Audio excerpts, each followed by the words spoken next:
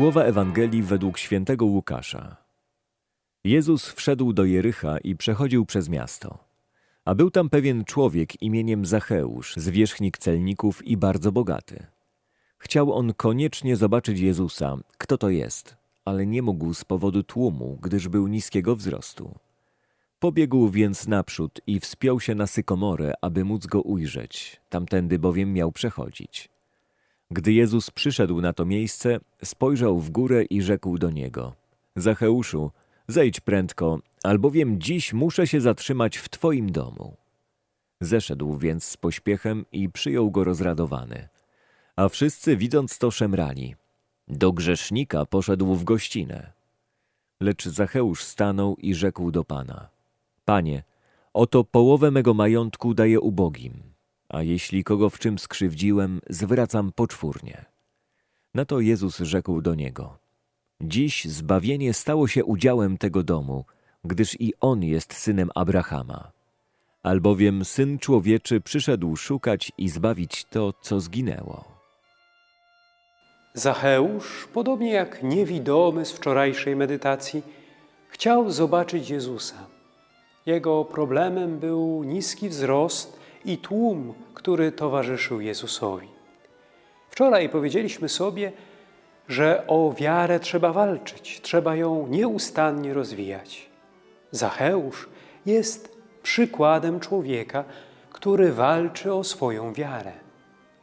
Chociaż opinia o nim wśród sąsiadów, mieszkańców Jericha jest negatywna, uznają go za kolaboranta, który zbiera podatki na rzecz rzymskiego okupanta, a przy tym nieuczciwie dorabia się sporego majątku.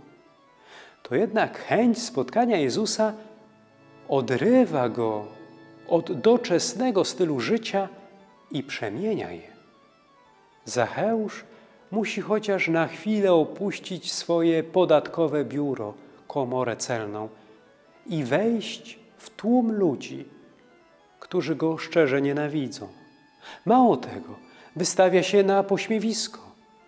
Ten, który w okazałych szatach siedział dotychczas za stołem, licząc pieniądze, teraz wdrapuje się na drzewo jak mały chłopiec. Widok ten musiał być komiczny, ale Zacheusz wcale się tym nie przejmuje. Przejął się dopiero wtedy, gdy Jezus zaproponował mu wizytę w jego domu. Ogarnął go wtedy tak wielki entuzjazm, że publicznie zdeklarował złożenie ogromnej jałmużny na rzecz biednych oraz wynagrodzenie krzywd, które wcześniej wyrządził. Spotkanie z Jezusem przemieniło jego życie. Dziś warto, abym zapytał samego siebie, czy i ja spotkałem już w swoim życiu Jezusa? Czy to spotkanie radykalnie przemieniło moje życie?